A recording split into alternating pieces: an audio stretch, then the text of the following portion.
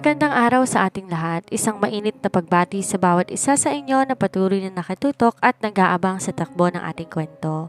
Maraming salamat sa inyong pakikinig at sa pagbibigay ng kulay sa bawat kabanata. Huwag kayong aalis dahil ngayon mas lalong titindi ang tensyon at asara ni Lysander at Celine. Handa na ba kayong kiligin at matawa? Simulan na natin ang pagpapatuloy ng ating kwento. Sa rurok ng tagumpay ng pamilya Montenegro, isang pangalan ang kinatatakutan at hinahangaan ng lahat. Si Lysander Thorne Montenegro. Siya ang lalaking walang ibang iniisip kundi ang paglago ng kanilang imperyo. Ngunit sa likod ng kanyang malamig na pakikitungo sa mundo, may isang anino siyang hindi matakasan. Ang pangungulit ng kanyang lolo, si Don Faustino. Ang matanda ay eksperto sa acting. Madalas tong magkunwaring inaatake sa puso sa tuwing malalaman na wala pa ring balak mag-asawa ang kanyang paboritong apo.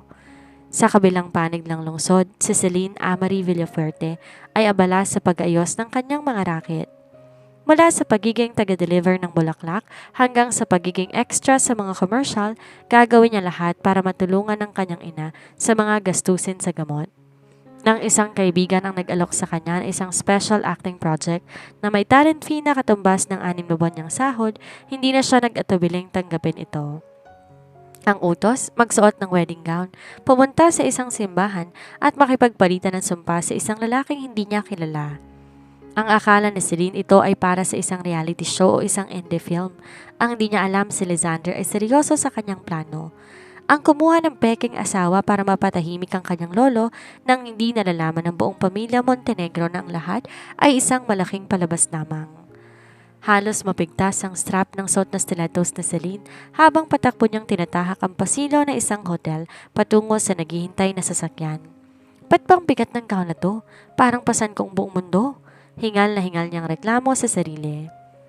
Pagdating ng sasakyan sa harap ng isang dambuhalang katedral, agad siyang sinulubong na isang babaeng mukhang hindi na natulog ng 3 araw sa sobrang stress.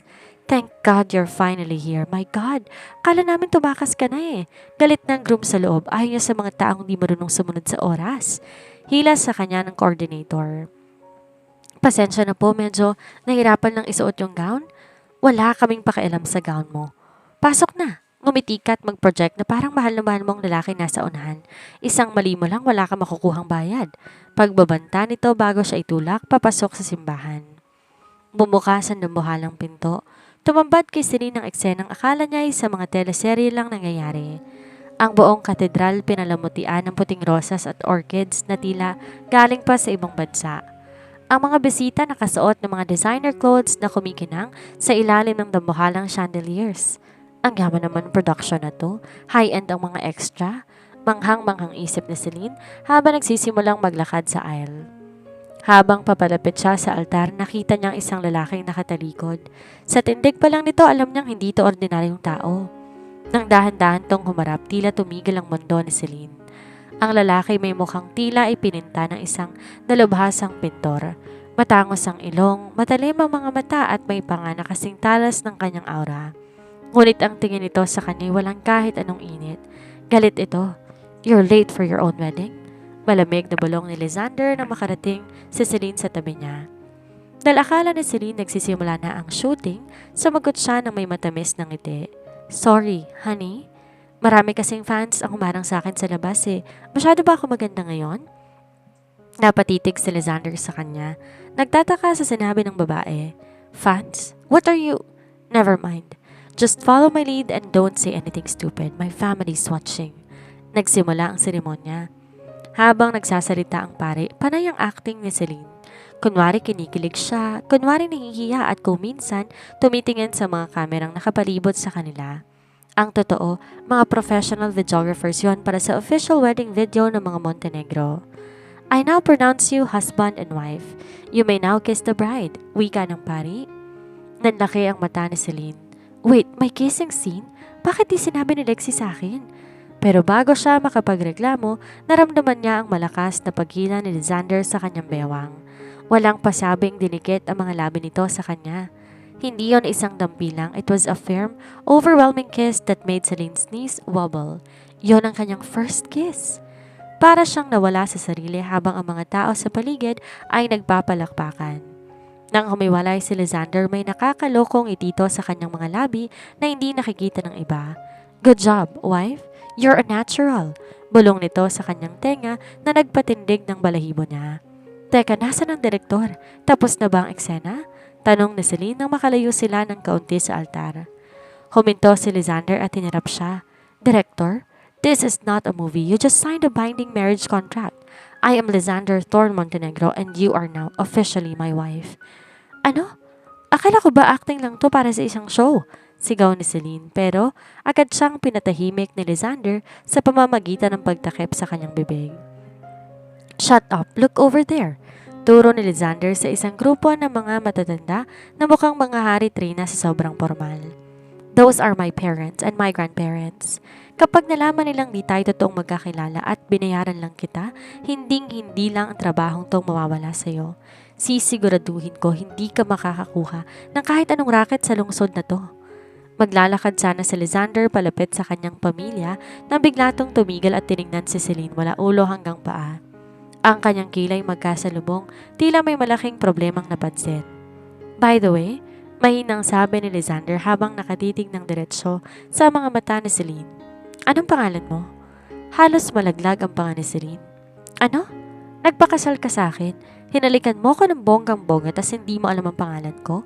Anong klaseng bilyonaryo ka? I don't need to know the name of a temporary solution. Sagot ni Lysander na walang kaabog-abog. But since my mother asked about that, for your middle name, baptismal records, and probably your blood type, I need to know it now, quickly. Celine, asik niya. Celine Amari Villafuerte. O ayan, baka gusto mo ring malamang mahilig ako sa kwek-kwek at allergic ako sa mga lalaking kasing lamig ng refrigerator. Celine Amari. Ulit ni Lysander, di pinansin ang uling sinabi niya. Sounds acceptable. Now, listen to me, Celine. My parents are traditional. They wanted me to marry a Valderrama for a Fontanilla. The fact that I married a woman they've never heard of is already a scandal. So whatever happens, don't let them suspect that you are just a hire. Act like you're obsessed with me. It shouldn't be hard given how I look. Napairap si Celine. Ang hangin? Grabe! Sang bundok galing ang hangin na yan? Don't worry, Mr. Montenegro. Best actress ako sa school play ng grade 4. Kayang-kaya ko yan. Pero dagdagan mo ang talent fee ko dahil sa kiss na yon, ha? Overtime yon. Hinigpitan ni Lysander ang pagkakahawak sa kamay ni Celine. Sapat na para magbigay ng babala. Mom, Dad, Grandpa, this is Celine. We've been seeing each other privately for a year. I don't want any media interference so we decided to keep it a secret until today. Tumingin si Celine sa mga magulang ni Lysander. Si Doña Victoria nakataas ang kilay, habang si Don Faustino ay tila kinikilatis ang bawat galaw niya. Celine Amari, is it? Tanong ni Doña Victoria sa boses na kasing talas ng labaha. Saan ka nanggaling? Anong pamilya mo? Bakit di ka namin nakita sa mga charity balls? Huminga ng malalim si Celine at mas lalong kumapit sa braso ni Lysander. Tita, Mom? Kasi po, busy po ako sa pag-alaga kay Lysander. Alam niyo naman po tong anak niyo masyadong workaholic. Minsan nga po nakakalimutan niya ng uminom ng tubig kung hindi ko pa siya susubuan. Nanlaki ang mata ni Lysander sa sinabi ni Celine. Susubuan? Sa loob-loob niya. Ngunit bago siya makakontra, naramdaman niya ang pagkurot ni Celine sa kanyang tagiliran. Diba, honey? Masuyong tanong ni Celine, sabay sandal ng ulo sa balikat ni Lysander. Napilitan si Lysander ng umiti ng pilit. Yes, she's very attentive. I see, sabi ni Don Faustino habang tumatawa ng mahina. Mukhang nahanap mo ng katapat mo, Lysander. Celine, iha, welcome to the family. Pero mag-ingat ka, ang apo ko parang bato, baka mapagod ka lang. Naku lolo, mahilig po ako sa challenge. Sagot ni Celine nang may malapad ng ngiti. Habang sa loob niya gusto niya nang tumakbo palayo. Dito na nagsimula ang pinakamalaking pagkakamali ng buhay ni Celine. Ang maging asawa ng isang bilyonaryong kasing lamig ng yelo. Habang kailangang panindigan ng isang kasinungalingang walang katapusan sa harap na isang pamilyang handa silang lamunin ng buhay. Habang nakasandal ang ulo ni Celine sa balikat ni Lysander, pilit niyang pinipigilan ang panginginig ng kanyang mga tuhod. Ang bawat titing ni Doña Victoria ay tila isang x-ray machine. Sinusuri kung peke ba ang kanyang suot o ang kanyang pagkatao. Pakiramdam ni Celine anumang sandali sa sabog ng puso niya sa sobrang kaba. Iha, saang bansa mo ba nakuha ang gown mo? Tanong ni Doña Victoria habang hinihipo ang tela sa braso ni Celine. Parang pamilyar ang design, but I quite can't place it. Ito po. Custom-made po ito ng isang upcoming designer friend ko po. Mabilis sa sagot ni Celine. Sa loob-loob niya gusto niyang sumigaw na galing lang to sa isang bridal renter shop na pag-aari ni Lexie. Eksakto naman naramdaman ni Celine ang pag-vibrate ng kanyang cellphone na nakatago sa isang maliit na bulsa sa ilalim ng dambuhalang gown. Patuloy ang pag-vibrate nito, isang indikasyon na may tumatawag at hindi ito titigil hanggat hindi nasasagot. Excuse me po, Mom, Dad, Grandpapa, sasagutin ko lang po ito. Bakit tungkol po ito sa catering surprise ko para kay Lysander? Palusot ni Celine habang dahan-dahan kumakawala sa mahigpit na pagkakahawak ni Lysander. Don't be long, wife. May dieng sabi ni Lysander. Ang kanyang mga mata nagbibigay ng babala na wag siyang gagawa ng kahit anong ipapahamak nila. Nagmamadaling nagtungo si Celine sa likod na isang malaking poste sa loob ng katedral. Nang makita ang screen, bumungad ang pangalan ng kanyang kaibigan. Sinagot niya ito kaagad. Hello, Lexie. My God, bakit ngayon ka lang tumawag? Alam mo bang muntik na ako mamatay dito? Bakit di mo sinabing may kissing scene? At bakit ang seryoso ng mga tao dito? Sabi mo indie film lang to, ba't parang totoo lahat? Sunod-sunod na asik ni Celine sa kabilang linya. Celine Amari Villaferte, nasan ka na bang bruha ka? Halos mabutas ang eardrums ni Celine sa sigaw ni Lexie. Kanina pa kami dito sa San Sebastian Cathedral. Ang direktor umuusok ng ilong. Yung leading man nating si Paolo nakatulong nakakahintay sa'yo. Bakit wala ka pa rito? Natigilan si Celine. Parang tumigil ang pag-ikot ng mundo niya. Anong San Sebastian? Lexie, nandito na ako sa simbahan eh. Ang ganda nga ng setup. Ang daming orchids tapos may mga bilyonaryo pa. Anong orchids? Lavender ang team natin, Celine. At anong bilyonaryo? Mga taga-barangay 143 lang mga extra natin dito dahil gipit tayo sa budget. Sigaw muli ni Lexie. Wait, nasan ka ba talaga? Nagsimulang mamasa ang noo ni Celine. Tumingala siya sa dambuhalang kisame ng katedral at tinignan ang mga ukit ng ginto. Nandito ako sa St. Jude Tadeo's Archdiocese Shrine. Yung malapit na exclusive subdivision sa Forbes. Natahimik ang kabilang linya ng ilang segundo bago muling nagsalita si Lexie sa boses na puno ng takot. Girl, nagkakamali ka. Ang San Sebastian nasa kabilang dulo ng lungsod. Yang St. Jude, yung simbahan ko saan gaganapin ang wedding of the century ng mga Montenegro. Celine, nasa maling simbahan ka. Parang binagsakan ng langit si Celine. Ano? Maling simbahan? Bakit hinila ako ng coordinator? Bakit pinirmahan ko yung contract? Lexie, hinalikan ako ng group. Kasal na ako sa kanya. Hinalikan ka? Ng isang Montenegro? Celine, tumakbo ka na. Kapag nalaman nilang hindi ka ang totoong bride, baka ipakulong ka ng mga yan. O kaya ipakain ka sa pating. Yung totoong bride na sa Lady Isabella, balita ko na late din. Na flat ang gulong ng limo niya.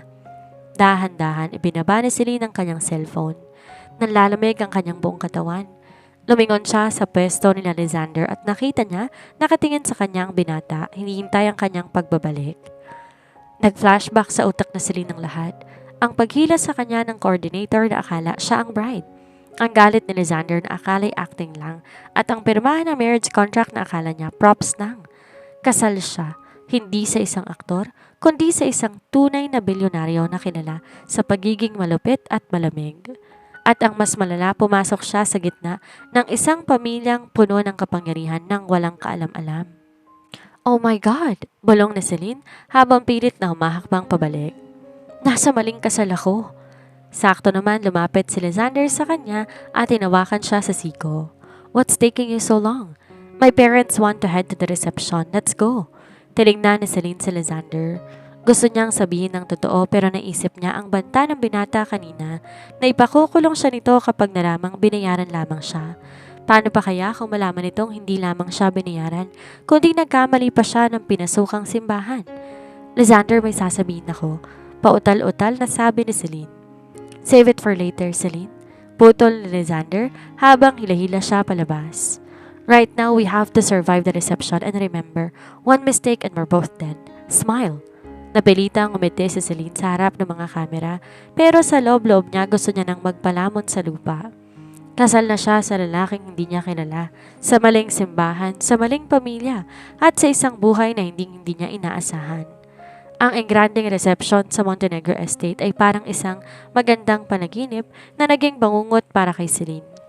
Habang nakikipagkamay sa mga senador at matataas na opisyal, pakiramdam niya sa sabog ang dibdib niya.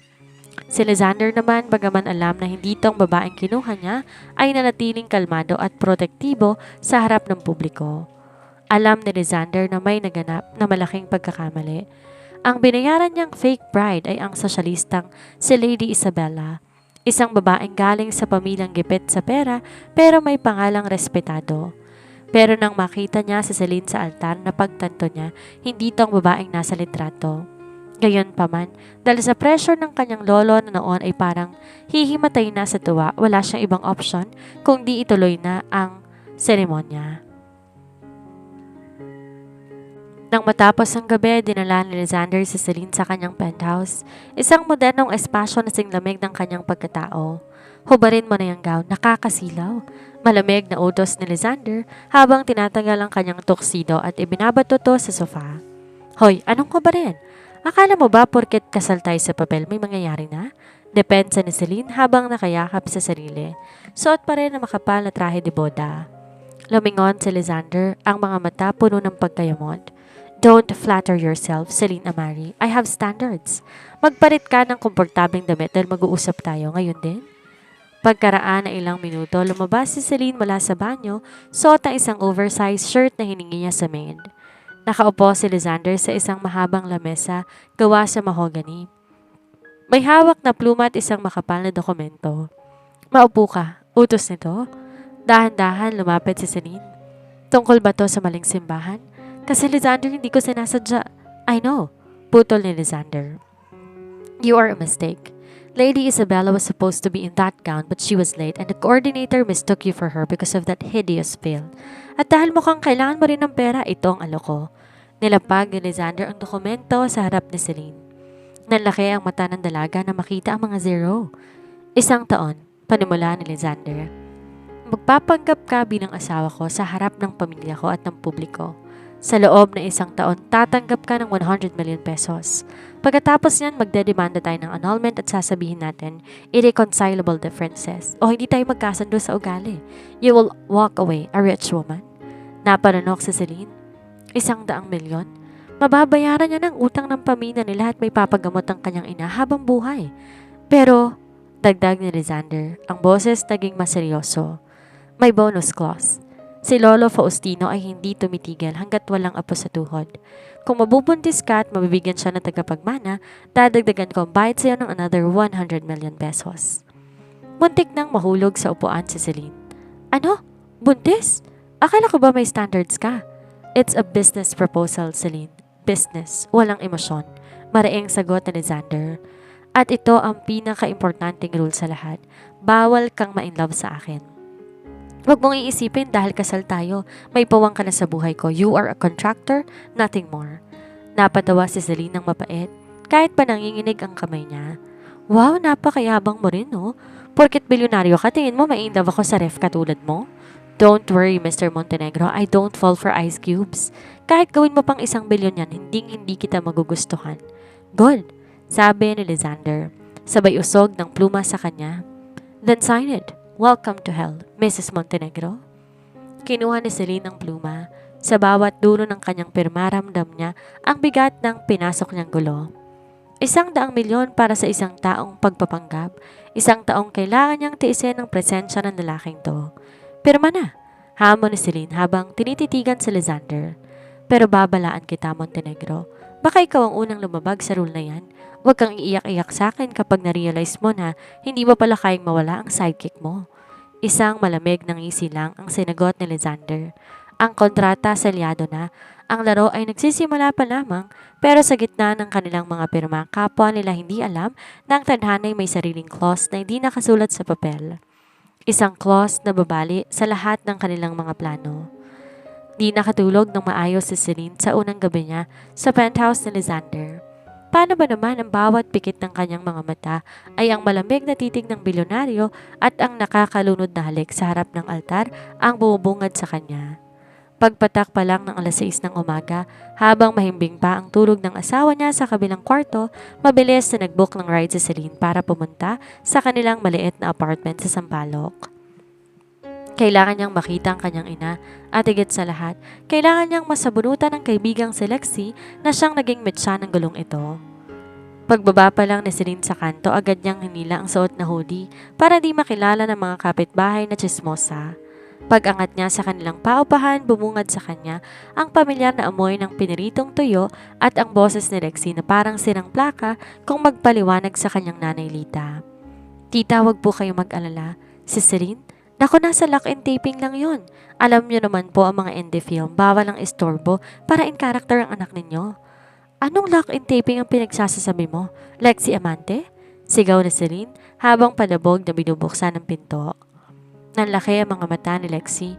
Halos mabitawan ang hawak na sandok habang si Nanay Lita nagtatakang tumingin sa anak. Celine anak, bakit ngayon ka lang? At bakit ganyan ang itsura mo? Parang di ka natulog ng 1 linggo. Nag-aalalang tanong ng matanda. Lumambot ang ekspresyon ni Celine at agad na humalik sa pisngi ng ina. Bago marahas na hinila si Lexi palabas sa maliit nilang balkonahe. Doon, hindi na napigilan ni Celine ang sarili. Lexi, saan mo ba nakuha ang impormasyon na yon? Dahil sa indie film mo, kasal na ako sa isang taong pwedeng bumili ng buong barangay natin. Alam mo ba, hinalikan ako at hindi lang basta kiss, Lexi. Parang kinuha niya pati kaluluwa ko. Gigil na bulong na Celine habang inaalog ang balikat ng kaibigan. Ngunit imbes mangulit, nanginginig ang mga mata ni Lexi. Celine, bes, ang swerte mo na. Si Lizander Thor Montenegro yon, ang Ice King ng Makati. Ang daming babaeng handang pumatay para lang mahawakan ang laylayan ng tuksido niyan. Tapos ikaw, pinakasalan ka ba? Napaupo si Celine sa isang sirang silya, hingal na hingal. Kinuwento niya kay Lexi ang tungkol sa kontrata. Ang 100,000,000 piso para sa 1 taong pagpapanggap. 100,000,000, Lexi? Mababayaran na natin ang utang kay Aling Puring. May papaopera na si nanay at hindi na natin kailangan mag-almusal ng kape na may kasamang dasal na lang. Grabe, Celine, sa halagang yan, kahit ako magpapanggap na ref, aircon o kahit yelo sa harap na lalaking yan eh. Bulalas ni Lexi. Pero teka, paano yung clause tungkol sa baby? Nanunuksong dagdag nito. Namula ang buong mukha ni Celine. Hindi mangyayari yon. Sabi niya business lang. Akala mo naman kung sinong gwapo. Well, gwapo nga siya pero sama naman ang ugali. Para siyang calculator na may abs, puro numero lang laman ng utak. Habang nagtatalo ang dalawa, bigla tumunog ang mamahaling phone na ibinigay ni Alexander kay Celine. Ang screen name, The Boss. Sa takot na baka mabawasan ang kanyang talent fee, agad tong sinagot ni Celine. Hello? Where are you? We have a lunch meeting with the Valderramas in 30 minutes. If you're not at the penthouse in 15, I will deduct 5 million from your fee for every minute of delay. Malamig na boses ni Lizander sa kabilang linya. Ano? 15 minutes? Hindi ako si Flash Montenegro at saka Sampaloc to ha, hindi to Skyway. Sigaw ni Celine pero pinatayan na siya ng tawag. Nagmamadaling nag-ayo si Celine. Nag-iwan ng pera kay Lexi para sa gamot ng ina at humalik muli kay Nanay Lita. Nay, babalik ako ha? May shooting lang ulit kami sa Forbes Park. Tarantang paalam niya. Habang tumatakbo siya pababa ng hagdan, bit-bit ang pangarap na 100 million at ang matinding inis sa kanyang asawa, di niya napansin ang isang itim na sasakyang nakaparada sa di kalayuan. Sa loob nito, isang tauhan ng mga Montenegro ang lihim na kumukuha ng litrato sa kanyang bawat galaw. Halos lipa rin ni Celine ang distansya mula Sampaloc hanggang sa penthouse ni Lizander. Pawis na pawis siya at medyo humihingal nang bumukas sa elevator kung saan bumungad sa kanya ang lalaking nakasuot ng navy blue suit. Nakapamulsa at tila binibilang bawat segundo sa kanyang mamahaling relo. 2 minutes and 40 seconds late. Malamig na boses ni Lizander. That is roughly 13 million pesos, Celine. Pero dahil kailangan nating magbukang masaya sa harap ng mga Valderrama, ibabawas ko na lang sa pasensya ko. Wow ha? Pasalamat ka nga at dumating pa ako eh. Muntik na ako makasabit sa jeep dahil sa pagmamadali. Asek ni Celine habang sinusubukan ayusin ang buhok. At anong lunch meeting ba yan? Akala ko ba survive na tayo sa kasal? The Valderramas are the family of the woman I was supposed to marry. My grandfather invited them to prove that our sudden marriage wasn't just a whim. Kaya ngayon, Celine, kailangan mong gamitin lahat ng acting skills sa sinasabi mo. I want them to see a woman so head over heels in love with me that it is almost sickening. Di pa nakakasagot si Celine, hinila na siya ni Lysander sa loob ng isang pribadong kwarto sa isang five-star restaurant. Pagbukas ng pinto, naroon na si Don Faustino, kasama ng mag-asawang Valderrama na halatang di pa rin matanggap ang nangyari. There they are, the newlyweds! Masayang bati ni Don Faustino. Agad na naramdaman ni Celine ang mabilis na pagpulupot ng kamay ni Lysander sa kanyang bewang. Hinila siya nito ng malapit, halos wala ng espasyo sa pagitan nila. Sorry, or late, Lolo. Celine just couldn't let me go this morning. Masyado siyang malambing, sabi ni Lysander sa boses na punong-puno ng pagmamahal na halatang peke para kay Celine, pero mukhang totoo para sa mga nakikinig. Napananok si Celine. Grabe ang lalaking to. Scriptwriter ba siya? Isip-isip niya. Ngunit hindi siya papatalo. Sumandal siya sa balikat ni Lysander at tiningnan to ng may mapupungay na mata. Honey naman, huwag mong sabihin sa kanila yun, nakakaya tuloy. Sabi niya sabay kurot pa ng palihim sa tagiliran ng binata. Gusto ko lang naman siguraduhin busog ka bago tayo umalis ng bahay. Nakikita ko nga, sabi ni Doña Valderrama habang nakataas ang kilay. So, Celine, paano nga ba kayo nagkakilala ni Lysander? It's quite a mystery to all of us. Ah, yun po ba? Ngiti ni Celine habang ang utak niya ay mabilis nag-iimbento ng kwento. Nakita po kami sa isang charity event doon sa isang orphanage. Nakita ko si Lysander nagbabasa ng kwento sa mga bata.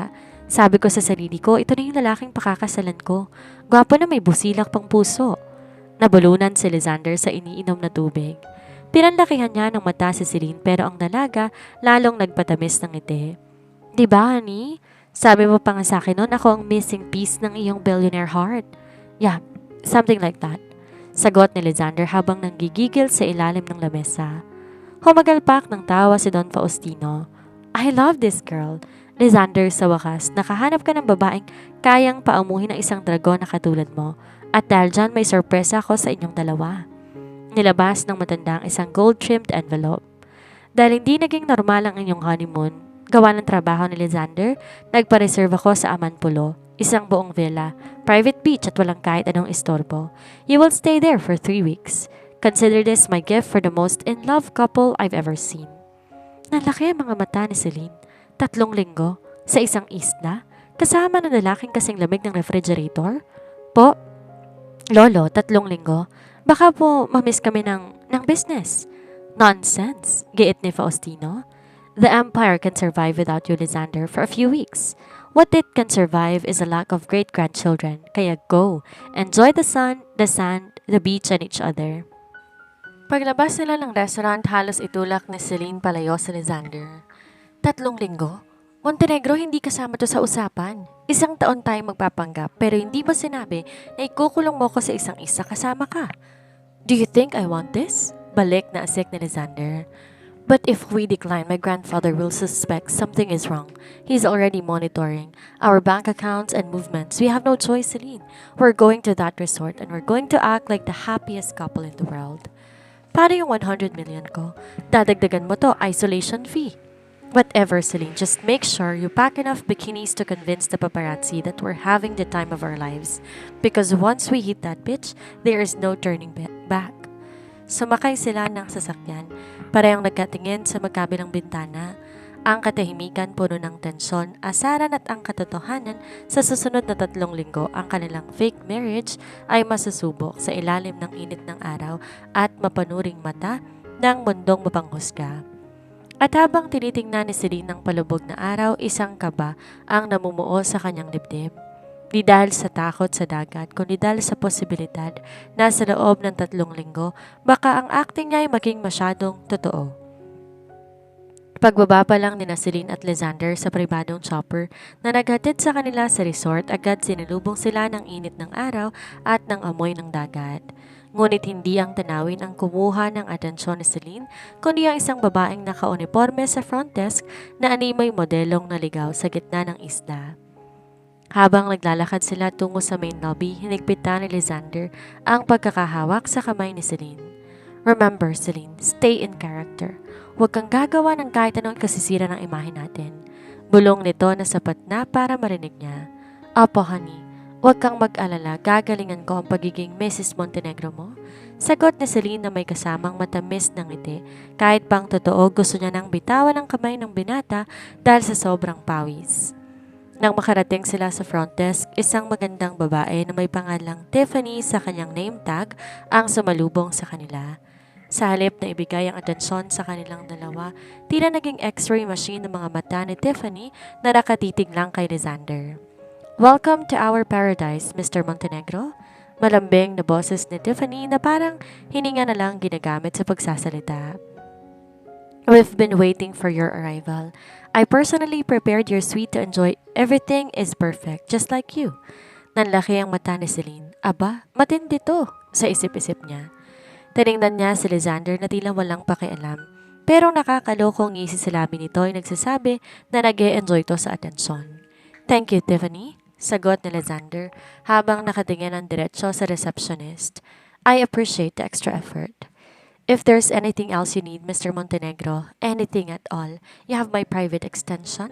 Dagdag pa ni Tiffany habang dahan-dahan hinahaplos ang counter. Ang kanyang katawan bahagyang nakahilig patungo kay Lysander. Hindi man lang tinapunan ng tingin si Celine na nakatayo sa tabi ng asawa. Umakyat ang dugo ni Celine sa kanyang mukha. Di niya alam kung bakit siya naiirita, dahil ba sa pagiging unprofessional ng receptionist o dahil mukhang tanga si Lysander na nagpapa-flatter dito. "Excuse me, Miss Tiffany," sigaw ni Celine. Ang boses puno ng pilit na tamis. "I think my honey already has everything he needs. After all, I'm here. At baka nakakalimutan mo, honeymoon namin to. Kaya ang tanging private extension na kailangan niya ay ang pagmamahal ko." Napatigil sa Tiffany at tila noon lang napansin ang presensya ni Celine. "Oh, I'm sorry ma'am. I didn't mean to ignore you.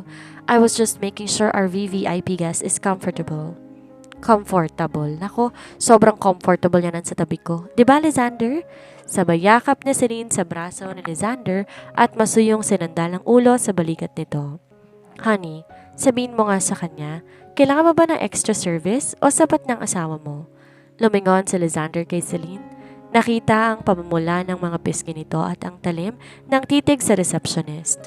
Isang mahina't mapang-asar na tawa ang kumawala sa kanyang mga labi. "You're getting too possessive, Celine Amari. It's just a check-in process."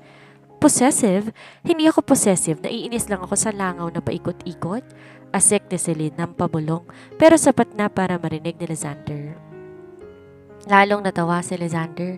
Pinulupot niya ang kanyang braso sa balikat ni Celine at hinarap si Tiffany.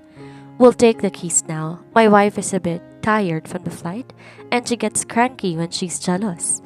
"I am not jealous," sigaw ni Celine pero huli na dahil nilahila na siya ni Lysander patungo sa kanilang villa. Habang naglalakad sa pasilyo, hindi tumitigil si Celine sa pagbubulong. Kapal na mukha ng Tiffany na yon. Nakita ng may kasamang asawa, lalandiin pa.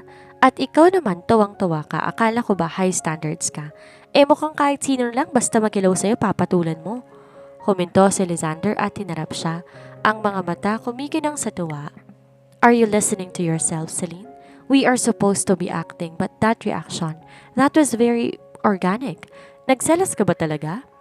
"Hindi ako nagselos. Naiirita lang ako sa kawalan ng respeto. 100,000,000 na nakataya dito, Montenegro.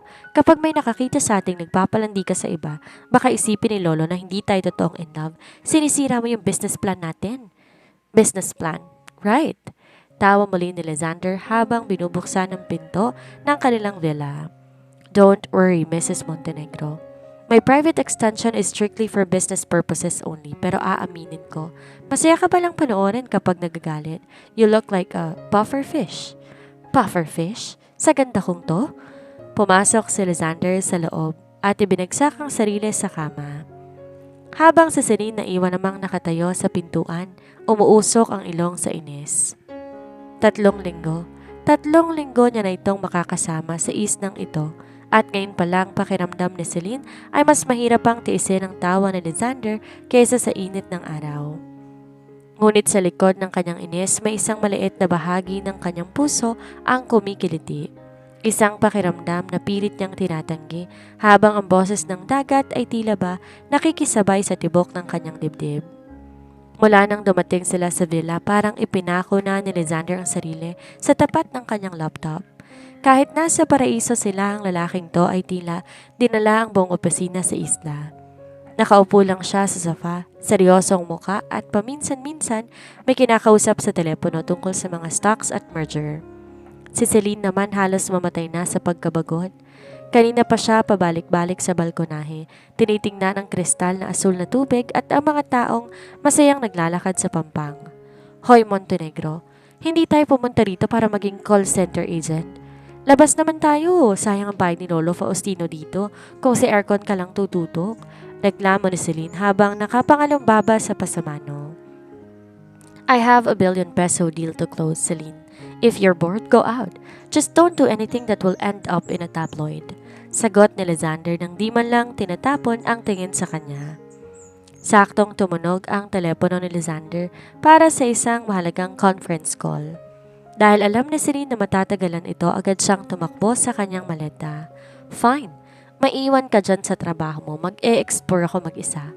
Ngunit nang buksan niya ang maleta, halos malaglag ang panga niya. Sa bawat kanto ng bag, puro maliliit na piraso ng tela ang nakikita niya. Lexi, ipapapatay talaga kitang bruha ka, asik niya. Mukhang sinadya ng kaibigan niya na puro maliliit na bikini ang iimpake para sa kanya. Wala siyang choice kundi suotin ng isang kulay emerald green na two-piece na halos sapat lang para takpan ang dapat takpan. Nahihiyaman, nagsuot na lang siya ng puting silk robe sa ibabaw nito para di masyadong lantad ang balat. Pagbaba niya sa beach, langhap na langhap ni Celine ang sariwang hangin habang naglalakad-lakad sa buhanginan. Isang matangkad at gwapong binatang lumapit sa kanya. Hi, alone?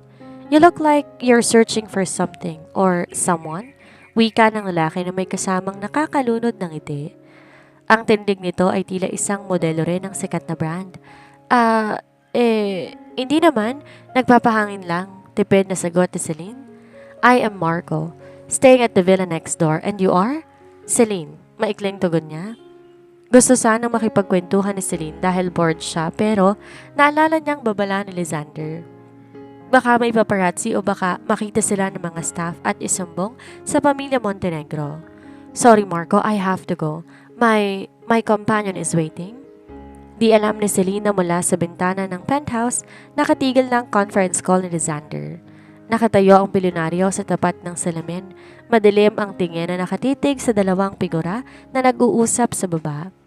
Di niya alam kung bakit, pero uminit ang kanyang ulo nang makitang nginingitian ni Celine ng ibang lalaki. Paglingon ni Celine, nagulat siya na makita. Pababa na si Lysander ng hagdan, suot ang kanyang swimming trunks at isang sunglasses. Ang aura nito'y parang bagyong paparating. I am done with work. Malamig na sabi ni Lysander nang makalapit sa kanya. Binaliwala si Marco na parang hangin lang. Let's go to the pool. I want to swim. Ha? Akala ko ba busy ka? Saka bakit sa pool? Ang ganda na dito sa beach, oh. I said the pool, Celine. Move. Utos ni Lysander sabay hila sa kanyang kamay. Pagdating nila sa infinity pool area, napansin ni Celine na may kalaliman ng tubig. Hanggang dibdib lang ang tubig sa mababaw na parte pero mabilis tong lumalalim. Dahil hindi naman siya marunong lumangoy, nanatili lang siyang nakatayo sa gilid, suot pa rin ang kanyang robe. Sakto naman may isang babaeng naka-string bikini rin ang lumapit sa pwesto nila. Mukhang isang influencer na kanina pa nakatitig kay Lysander. Sinadya nitong lumusong sa pool malapit sa kinaroroonan ng bilyonaryo. Halos lumabas na lahat ng dapat makita sa suot nitong nipis na tela habang nagpapakyut at nagpapanggap na nahihirapan sa tubig. Excuse me sir, can you help me? I think I have a cramp. Malambing na sabi ng babae habang pilit dinidikit ang sarili kay Lysander. Nang liit ang mga mata ni Celine, ang Tiffany sa front desk kanina tapos itong hipon na to ngayon? Tumingan siya kay Lysander na tila walang balak na itaboy ang babae at nakatingin lang sa kanya na parang hinihintay ang magiging reaksyon niya. Sa sobrang iyamot at para na rin mapanindigan ng pagiging Mrs. Montenegro, hindi na nakapaghintay si Celine. Sa harap ng lahat, marahas niyang hinubad ang kanyang puting robe at ibinato ito sa sunbed. Lumitaw ang kanyang hubog gitarang katawan na lalong pinatingkad ng emerald green na bikini. Lysander! Tawag niya sa asawa sa boses na malambing pero may halong babala. Honey, dyan ka lang pala. Kala ko ba tuturuan mo kung lumangoy ngayon? Halika na rito, huwag mo nang pansinin ang mga abala dyan. Napatigil si Lysander, maging ang babaeng nagkaka-cramps ay napatitig sa ganda ni Celine. Dahan-dahan, lumapit si Celine sa gilid ng pool, kahit ang totoo nanginginig ang kanyang tuhod dahil sa takot sa lalim ng tubig. Honey, sasaluhin mo ko ha? Bulong ni Celine habang nakatitig ng matalim kay Lysander na tila sinasabi na subukan mong wag akong saluhin. Tatagain kita pag uwi. Isang nakakalokong ngiti ang sumilay sa labi ni Lysander. Of course, wife. I won't let you down in any way. Inabot ni Lysander ang kanyang mga kamay para tanggapin ang dalagang handa ng lumusong sa laro ng selosan at pagpapanggap. Sa loob ng maraming taon, ang mundo ni Lysander, Thor Montenegro, ay parang isang masalimuot na algorithm. Bawat galaw ay may lohika, bawat emosyon ay may katumbas na halaga. Para sa kanya ang kagandahan ay isang mababaw na katangian na madaling mabili, hanggang sa sandaling lumabas si Celine mula sa kanyang robe sa gilid ng pool.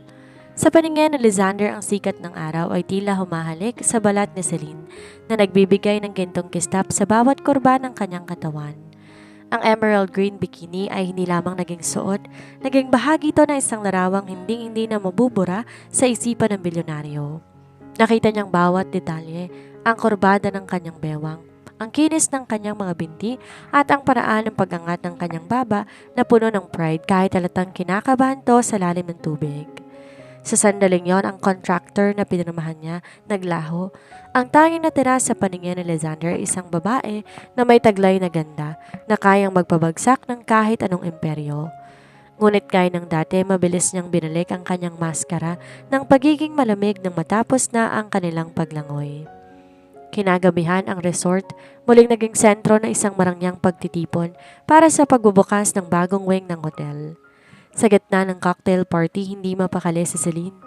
Habang hawak niya ang baso ng juice, napansin niya, di maalis ang tingin ni Lysander sa ibang babae na nakasuot ng puting gown sa kabilang dulo ng hall. Ang babae ay sopistikada, tila galing sa isang royal family at may bawat galaw na puno ng grasya. Kumirot ang dibdib ni Celine. Bakit kanyan siya makatingin? Kala ko ba business lang nasa utak niya? Bulong niya sa sarili. Ang selos na pilit niyang tinatanggi unti-unti, lumalamon na sa kanyang sistema. Maya-maya pa nakita niya, dahan-dahang lumabas ang babae patungo sa garden. Di nagtagal, lumapit sa kanya si Lysander. I need to take care of something. Stay here and talk to the guest. Do not cause a scene. Malamig na paalam ni Lysander bago mabilis na sumunod sa direksyon ng babae. Lumipas ang 10, 20, hanggang 30 minuto na pero di pa rin bumabalik ang binata. Di na nakatiis si Celine. Nilagpasan niya ang mga waiter at tahimik na nagtungo sa madilim na bahagi ng garden. Doon, sa ilalim na isang dambuhalang puno ng bougainvillea, nakita niyang anino ng 2 tao. Naniga si Celine sa kanyang kinatatayuan na makitang magkalapit ang mukha ni Lysander at ang babaeng puti ang suot. Sa isang kisap mata, nakita niya naglapat ang kanilang mga labi. Parang binagsakan ng langit si Celine. Ang sakit na naramdaman niya ay hindi mapaliwanag, ngunit mabilis niyang pinaalala sa sarili. Bawal ang ma-inlove, Celine. Trabaho lang to. Pinunasan niya ang luhang muntik nang pumatak at mabilis na bumalik sa bar. Doon, sunod-sunod siyang uminom ng matatapang na alak. Gusto niyang lunurin ang sakit, gusto niyang makalimot na siya isang temporary solution lang. Nang magsimula ang after party sa beach, pareho nang tinatamaan ng alak ang dalawa. Si Lysander ay bumalik na tila walang nangyari, ngunit ang kanyang mga matay nag-aapoy na makita na halos makipag-flirt na si Celine sa ibang mga panauhin dahil sa kalasingan. Lasing ka na, we're going back to the villa, mariing sabi ni Lysander habang hila-hila ang braso ni Celine. Bitiwan mo ko, Montenegro. Doon ka na sa white lady mo, asik ni Celine habang pilit na kumakawala. Hindi sumagot si Lysander. Binuhat niya si Celine ng bridal style at mabilis tinahakandaan patungo sa kanilang pribadong kwarto. Binaba niya si Celine sa malambot na kama, ngunit bago pa makabangon ng dalaga, hinarang na siya ni Lysander gamit ang kanyang mga braso. What did you see in the garden, Celine? Tanong ni Lysander. Ang kanyang boses ay paos at puno ng tensyon. Wala akong nakita at wala akong pakialam, sigaw ni Celine pero ang kanyang mga mata ay sumusuko na sa lungkot. You are a terrible liar, bulong ni Lysander. Sa sandaling yon ang binata nang sumira sa lahat ng pader. Siya nang unang bumali sa rule number 1. Inawakan niya ang panga ni Celine at marahas tong hinalikan. Isang halik na puno ng pagnanasa, paghingi ng paumanhin at matinding pag-angkin. Di na nagawang lumaban ni Celine. Ang galit niya ay napalitan ng matinding pananabik. Si Lysander ang nag-initiate ng bawat galaw. Ang bawat haplos ng kanyang mga kamay sa balat ni Celine ay tila nagliliyab. Dahan-dahan, tinanggal ni Lysander ang zipper ng kanyang dress, habang kanyang mga labi hindi humihiwalay sa leeg ng dalaga. Lysander, dagdag ni Celine, nang maramdaman ang bigat ng katawan ng binata sa ibabaw niya. Shut up and just feel me, Celine. Asik ni Lysander bago muling sinakop ang kanyang mga labi. Sa ilalim ng liwanag ng buwan na sumisilip sa bintana, nawala lahat ng kontrata at kasinungalingan. Ang bawat haplos ay naglalayong magmarka, ang bawat halik naglalayong magpaamo. Si Lysander ang nagdala sa kanila sa rurok ng pagnanasa. Binubura ang bawat alaala ng sakit na naramdaman ni Celine kanina. Sa gabing yon, ang malamig na bilyonaryo ay naging isang nagbabagang apoy at si Celine ang naging tanging kanlungan niya.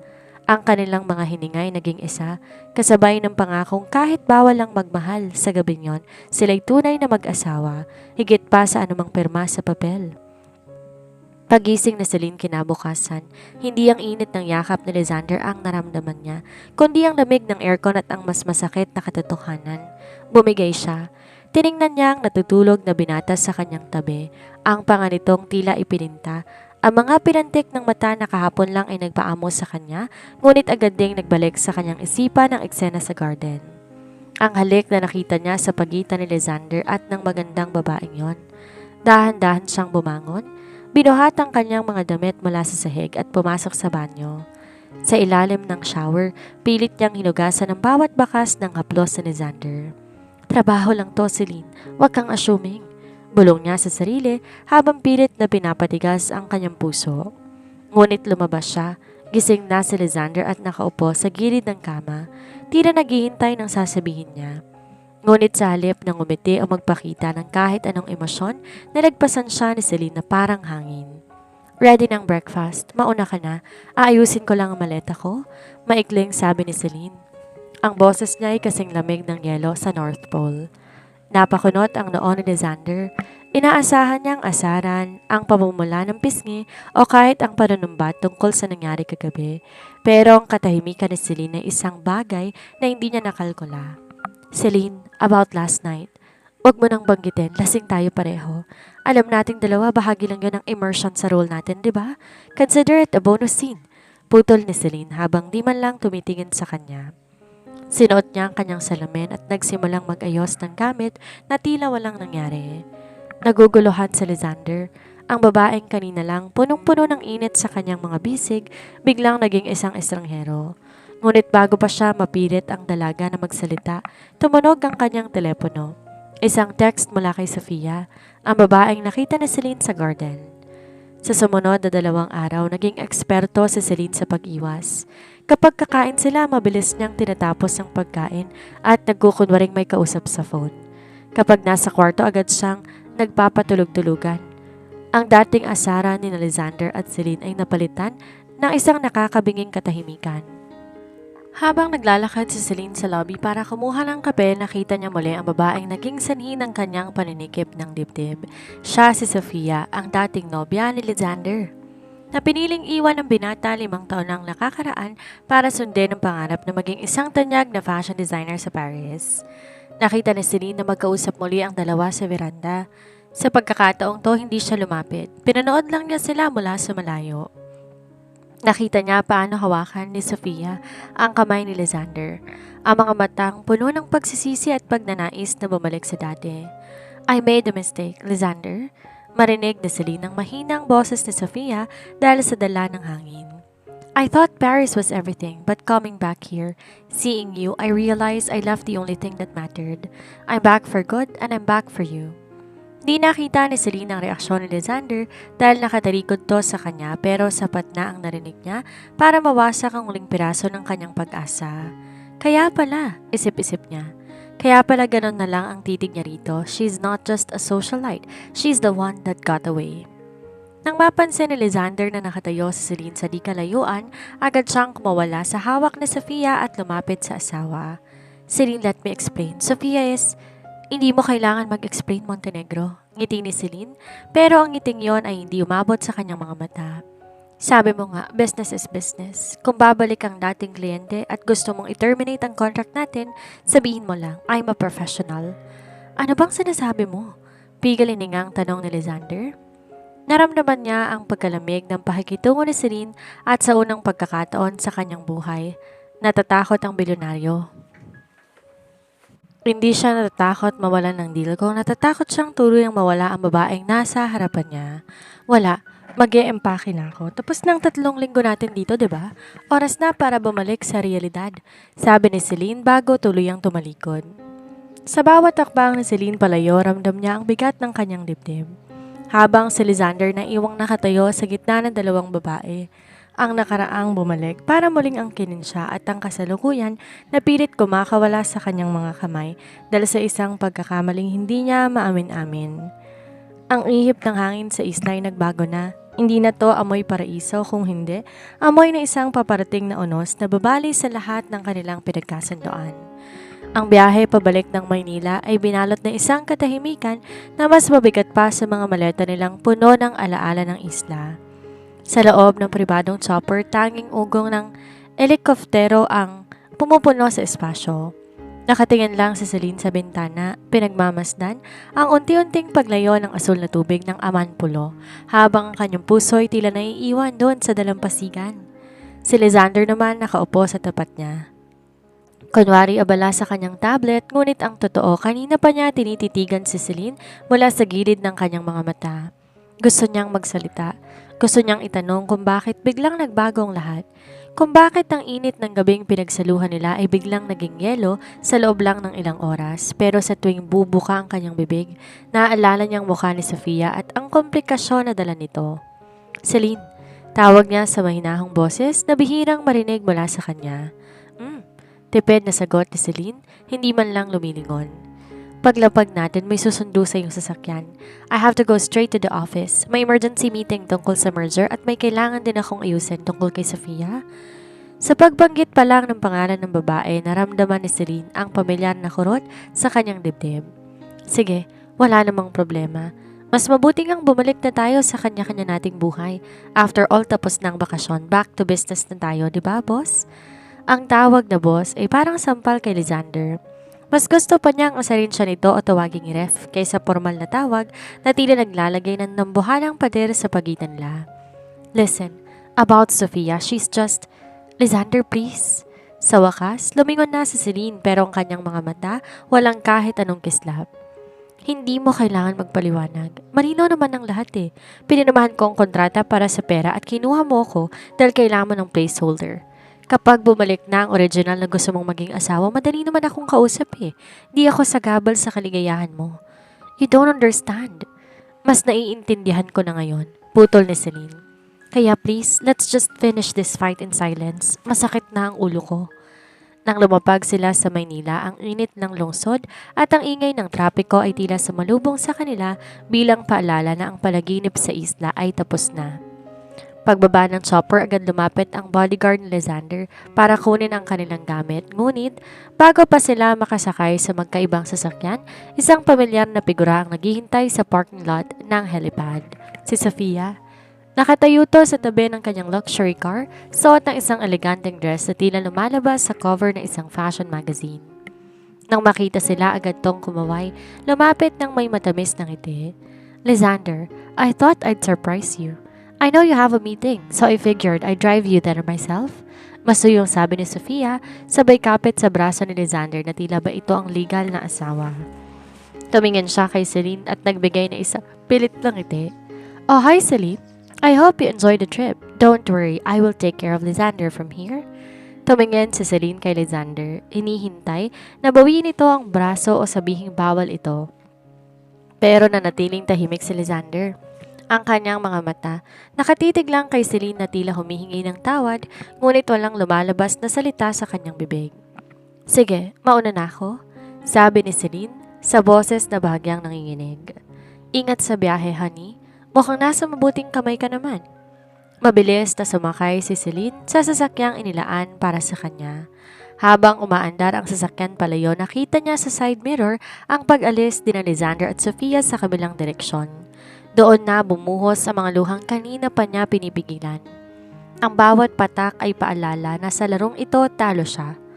Pumasok siyang kailangan ng pera pero mukhang lalabas siyang may basag na puso. Habang binabaybay ang daan patungo sa penthouse na dati tila palasyo pero ngayon parang isang malaking kulungan, na-realize ni Celine ang isang bagay.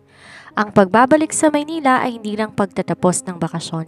Ito ang simula ng tunay na pagsubok, kung saan kailangan niyang panoorin ang lalaking mahal na niya na unti-unting bumabalik sa braso ng babaeng tunay nitong minahal.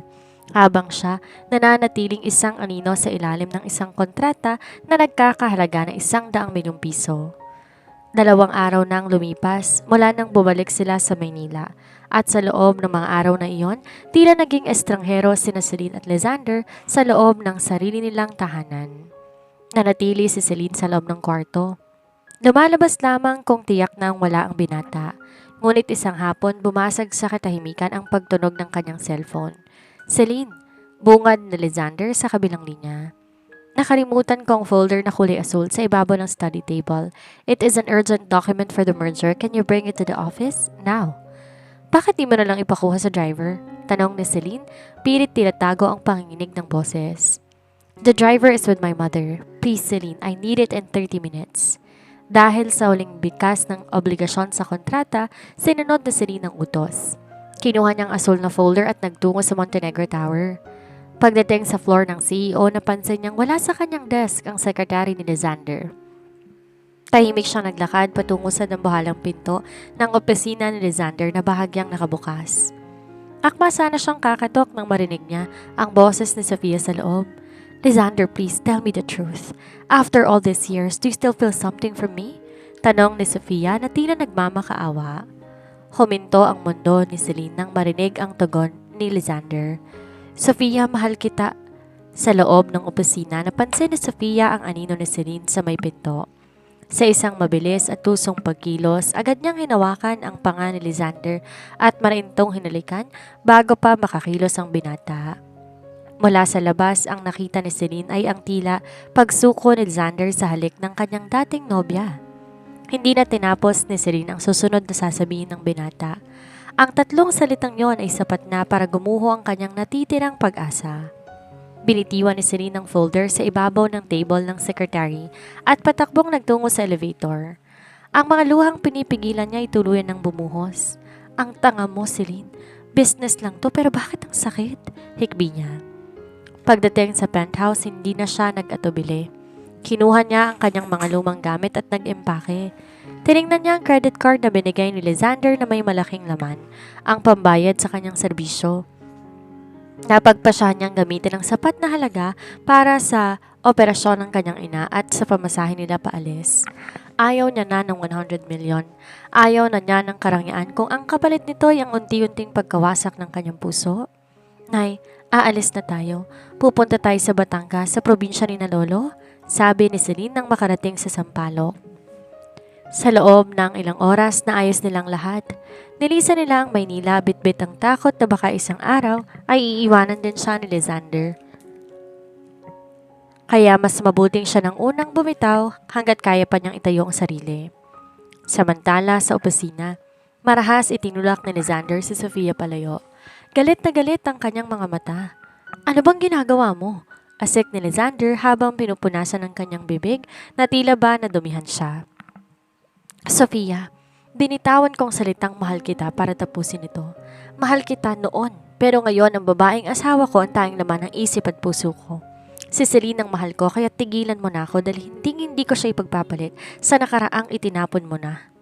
Natigilan si Sofia, di makapaniwalang narinig yon mula sa lalaking akala niya ay kontrolado pa rin niya. Lalabas na sana si Alexander para hanapin si Celine nang makita niyang asul na folder sa mesa ng kanyang sekretarya. Agad siyang kinabahan. Nandito ba si Celine? Sigaw niya sa sekretary, nakakarating lang. Opo sir, kakarating lang po niya kanina pero bigla pong tumakbong palabas. Umiiyak po siya sir. Parang binuhusan ng malamig na tubig si Lysander. Mabilis siyang sumakay sa kanyang sasakyan at pinasibat to patungo sa penthouse, ngunit huli na siya. Wala na ron si Celine. Wala na rin ang kanyang mga gamit. Kahit sa sampalok, wala nang bakas ng dalaga. Napaupo si Lysander sa sahig ng bakanting apartment sa sampalok, hawak ang kanyang ulo. Ang bilyonaryong akala ay kayang bilhin ng lahat. Nanginginig na yon sa takot. Celine, nasaan ka? Mali ang narinig mo, bulong niya sa hangin. Sa unang pagkakataon, naramdaman ni Lysander ang totoong kahulugan ng pagkatalo. Hindi sa negosyo, kundi sa buhay. At sa pagkakataong to, wala siyang kontratang magagamit para bawiin ang babaeng naging mundo niya na. Ang bilyonaryong kasing lamig ng yelo tuluyan ang natunaw sa pighati, habang ang tayong naiwan sa kanya ay ang alaala ng tawa ni Celine na tila dinala na ng hangin patungo sa malayo. Lumipas ang 6 na buwan na tila isang mahabang bangungot para kay Lysander. Ang dating makintab at organisadong penthouse sa Makati tila naging isang abandonadong bodega. Nagkalat ang mga basyo ng bote ng alak sa sahig, ang mga dokumento ng kumpanya ay nakatambak sa sulok at puno ng alikabok, at ang amoy ng sigarilyo at pait ay humalo na sa hangin. Nadatnan niya ni Doña Victoria, Don Faustino at ng ama ni Lysander ang kalagayan ng binata. Pagbukas pa lang ng pinto, halos masuka na ang donya sa gulo ng paligid. Nakita nila si Lysander nakaupo sa sahig ng kanyang kwarto. Nakasandal sa gilid ng kama, hawak ang isang kalahating bote ng whiskey. Ang buhok mahaba at magulo, ang balbas hindi na naaahit at ang kanyang mga matay lubog at namumula. Lysander, ano tong ginagawa mo sa sarili mo? Sigaw ni Doña Victoria habang mabilis na binubuksan ng mga kortina para papasukin ang liwanag. Hindi kumikibo ang binata, hindi man lang siya napaigtad sa liwanag. Umalis na kayo. Paos na sabi ni Lysander bago maling ininom ng diretso ang mula sa bote. Alam namin, apo. Mahinang sabi ni Don Faustino habang dahan-dahang lumalapit. Alam namin ang kasal ninyo ay isang palabas lamang nung una. Alam naming binayaran mo lang si Celine. Natigilan si Lysander. Dahan-dahan siyang tumingala sa kanyang lolo at doon nila nakita ang isang bagay na hindi inaasahang makikita sa Ice King ng mga Montenegro. Ang pag-agos ng masaganang luha. Lolo, mahal ko siya, hikbi ni Lysander. Ang boses ay puno ng pighati na tila ba pinupunit ang kanyang dibdib. Hindi ko alam kung nasan siya. Pinuntahan ko lahat ng terminal, lahat ng probinsya pero hindi ko siya mahanap. Kasalanan ko. Akala niya hindi ko siya mahal? Tumayo si Lysander. Susubukan sanang lumapit sa kanyang lolo para humingi ng tulong, ngunit biglang nagdilim ang kanyang paningin. Dahil sa ilang araw na di pagkain at laging pag-inom, bumigay ang kanyang katawan. Bumagsak ang bilyonaryo sa sahig, walang malay, habang ang mga bote ng alak ay gumugulong papalayo sa kanya. Samantala, sa isang liblib na barangay sa Batangas, tila isang gerang nagaganap sa ilalim ng puno ng mangga. Celine Amari Villafuerte, kung di lang kita mahal, kanina pa kita iniwan dito sa ilalim ng puno eh. Bulyaw ni Lexi habang pilit sinusungkit ng isang hilaw na mangga gamit ang mahabang kawayan. Ang itim-itim ko na at itong mga langgam ginawa na akong playground. Lexi naman, pasensya na, sagot ni Celine na nakaupo sa isang papag habang may hawak na bagoong. Ayaw kasing tumigil ng mga bata sa loob eh. Gustong-gusto ng maasim. Isang piraso pa please. Mga bata?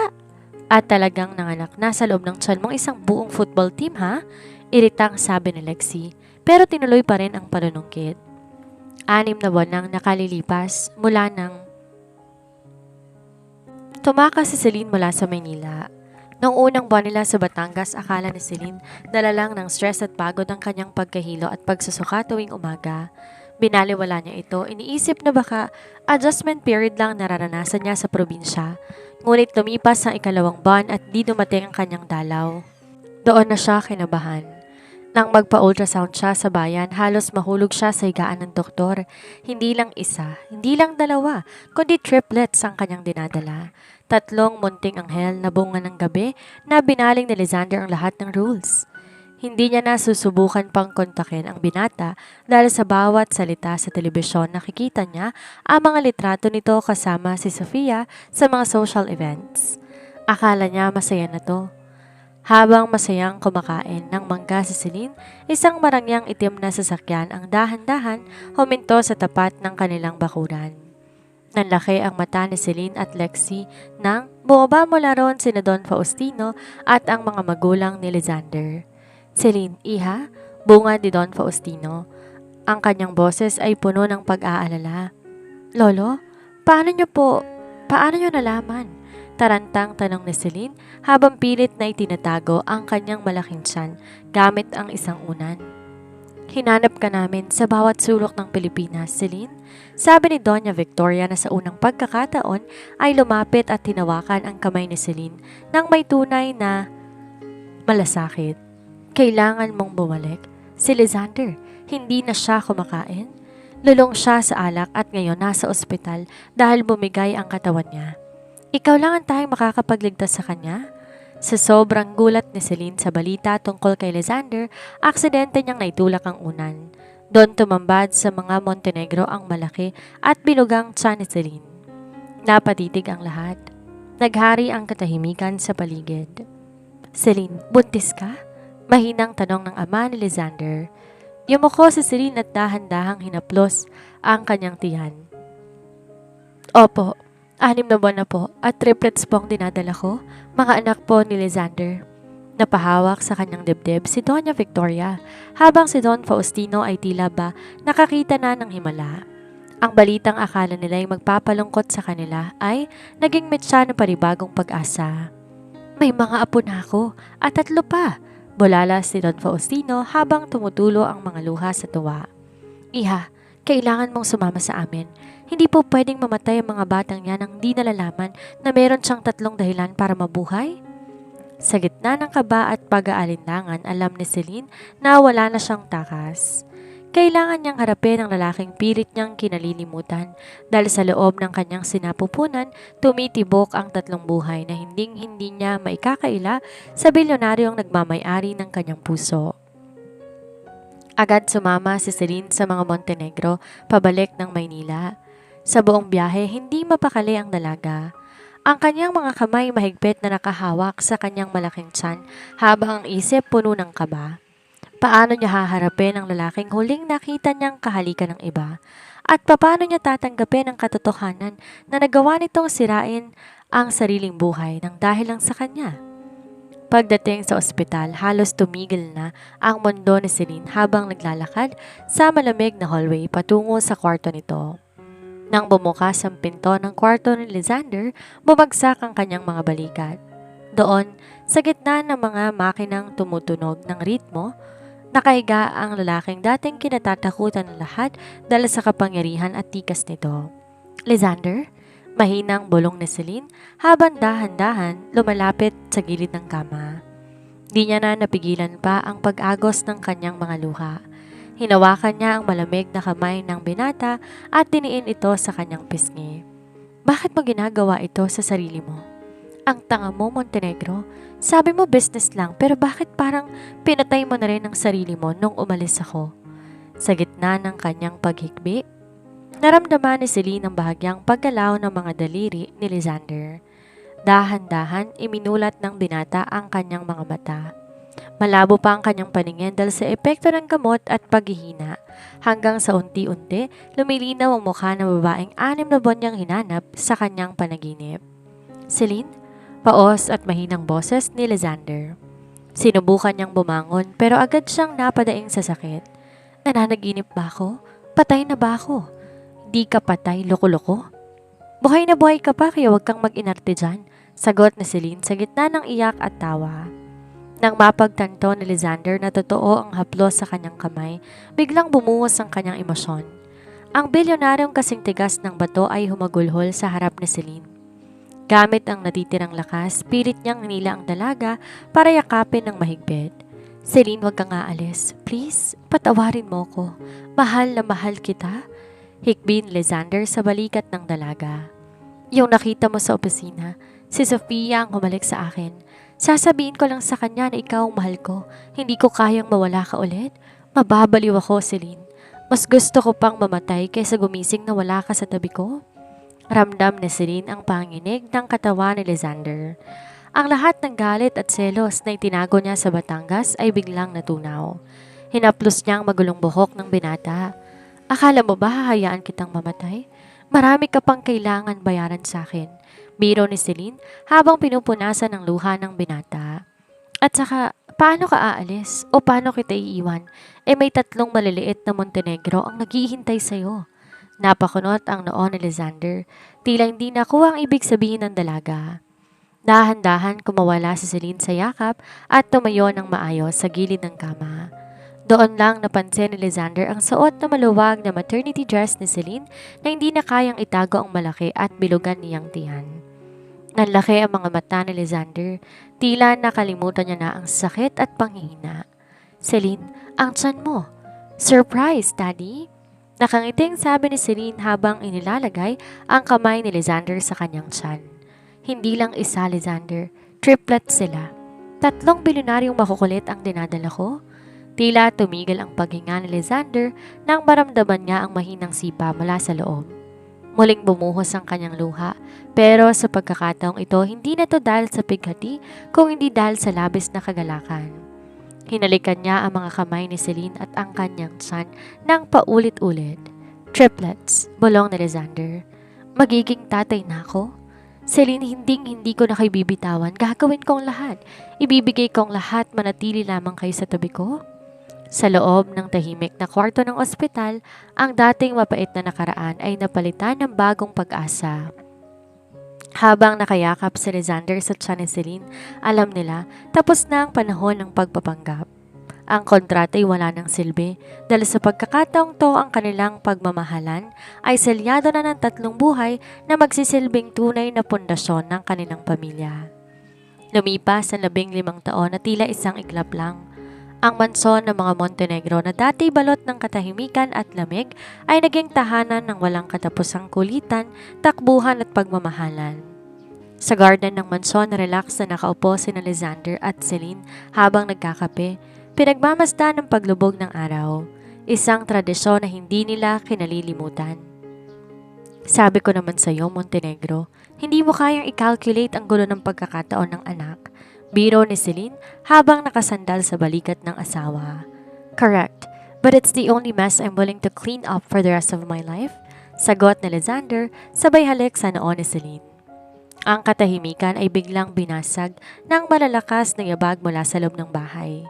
Lumabas ang 2 binatilyo na tila mga carbon copy ni Lysander. Matatangkad, matitikas at may matatalim na tingin. Sila sina Xander at Lorenzo, ang 2 sa kanilang triplets. Dad, Mom, this is unacceptable, sigaw ni Xander. Ang panganay habang namumula ang mukha sa galit. Kailangan nating maghigpit ng security.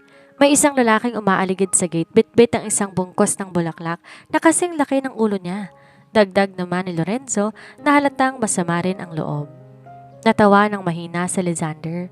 At sino naman ang pakay ng bulaklak na yon? Ang mommy ninyo? No, Dad. Kay Alina. May balak atang manligaw. Sabay na sigaw ng 2. Prinsesa namin si Alina. Walang po pwedeng lumapit sa kanya hanggat di kami natatalo sa fencing o sa stock market analysis. Gigil na sabi ni Xander. Bawal pa siyang magkaroon ng manliligaw hanggang sa maging 35 years old siya. Humagalpak ng tawa si Celine. Mga anak, 16 na kayo at ang kapatid nyo dalaga na rin. Normal lamang na may hahanga sa kanya. No, Mom, it's not normal. We are the triplets. Kami ang bodyguard niya. Giit ni Lorenzo.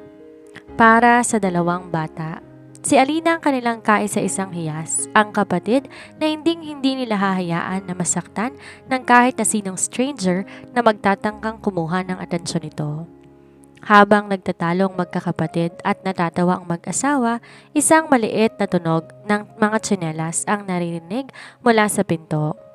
Lumabas ang isang napaka-cute na baby boy, si Liam, ang bunso ni Lysander at Celine na 3 taon pa lamang at nag-uumpisa pa lang maglakad ng diretsyo. Dada, Mama! Otal na tawag ni Liam habang pasuray-suray na naglalakad patungo sa kanila. Agad na napawi ang galit ni Xander at Lorenzo. Mabilis silang lumapit sa bunsong kapatid para alalayan ito. "Hey little buddy, dahan-dahan lang." Malambing na sabi ni Xander, ang kaninang galit na boses ay naging parang sanggol din. Pinanood din ni Alexander at Celine ang kanilang 4 na anak. Sino nga bang mag-aakala na ang lahat ng ito ay nagsimula sa isang fake marriage at isang kontrata na puno ng kasinungalingan?